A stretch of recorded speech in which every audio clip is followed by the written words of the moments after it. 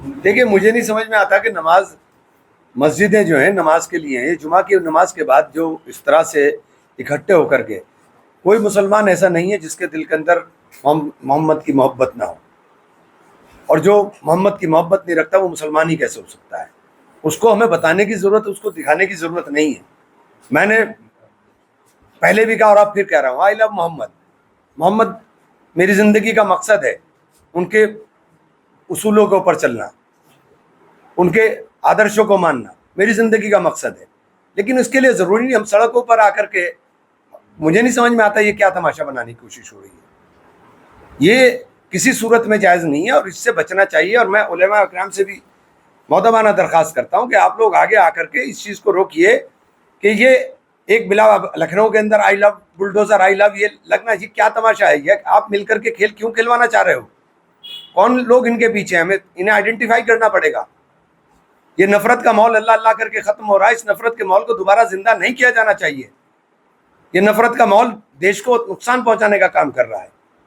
और आप सल्लल्लाहु अलैहि वसल्लम जिन्होंने पूरी दुनिया में इंसानियत का पैगाम दिया, उनके नाम के ऊपर हम इस तरह की इकट्ठा होकर के किसी सूरत में जायज़ नहीं है। इसको बंद करना चाहिए, हर सूरत में बंद होना चाहिए। एक तरफ आई लव महादेव चल रहा है, दूसरी तरफ आई लव मोहम्मद चल रहा है और सबसे बड़ी कार्रवाई कल देखने को मिली है। भैया, कार्रवाई तो देखिए मुसलमान के ऊपर ये सरकार करती है। मुसलमान को टारगेट करने का काम ये हमेशा करते हैं। ये कोई, मुझे इस बात को कहने में कोई ना झिझक है ना कोई शर्म है।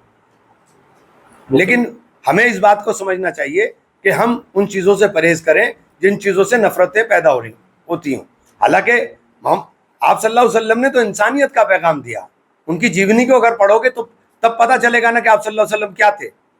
उन्होंने तो इंसानियत का पैगाम दिया, दुनिया के अंदर इंसानियत को जिंदा करने का काम किया। मुख्यमंत्री योगी आदित्यनाथ ने कहा कि उपद्रवियों के खिलाफ निर्णायक कार्रवाई हो और उपद्रवी चिन्हित किए जाते हैं धर्म के और जाति के आधार पर। अगर उपद्रवियों के खिलाफ कार्रवाई करनी है तो मेरठ के अंदर कल क्या हुआ, क्यों नहीं कार्रवाई करी आपने? आपने तो पुलिस वालों से ही माफी मंगवानी शुरू करा दी। उपद्रवी तो उपद्रवी है ना, आप उपद्रवी को जाति और धर्म के आधार पर चिन्हित करते हो। दिक्कत ये है। वो तो ये भी कह रहे हैं कि दशहरा बुराई और आतंक का दहन का प्रतीक है। निश्चित रूप से विजय का प्रतीक है, सत्य के विजय का प्रतीक है। और सच ये है और हकीकत ये है कि न्याय की देवी जो है वो अंधी होती है, आंख पर पट्टी बंधी होती है, लेकिन आपने पट्टी खोल रखी है। लेह में एक बड़ी गिरफ्तारी हुई है सोनम। जो भी बोलेगा लोकतंत्र के अंदर, जो भी बोलेगा उसकी आवाज को दबाने का प्रयास इस लोकतंत्र के अंदर, देश के अंदर हो रहा है। जिस आदमी ने पूरी दुनिया में देश का नाम रोशन किया हो, देश के लिए अवार्ड लेकर आया हो, आप उसकी आवाज को खामोश कर रहे हो।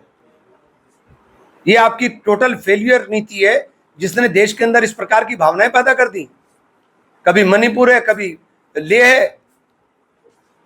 तो काफी सवाल है एमपी साहब। पाकिस्तान के प्रधानमंत्री कह रहे हैं कि ट्रंप ना होते तो बहुत बड़ी जंग हो सकती थी। ट्रंप तो मोदी जी के दोस्त थे, क्या बताऊं मैं।